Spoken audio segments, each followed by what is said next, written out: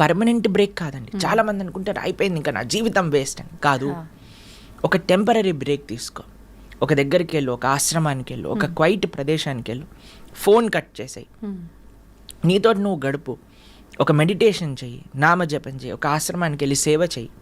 ఎప్పుడైతే నువ్వు ప్రపంచంలో ఉండే కష్టాలు ఎప్పుడైతే చూస్తావో, మా ఆశ్రమానికి వస్తే ప్రతిరోజు అక్కడ అన్నదానం జరుగుతుంది.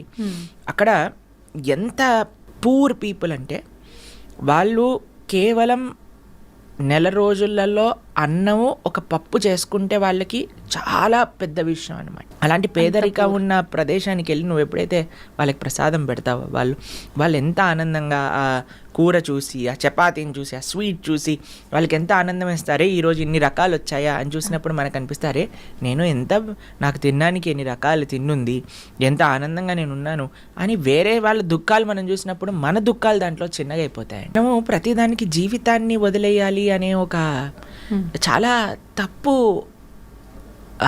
ధోరణిలో ప్రపంచం వెళ్తుందండి.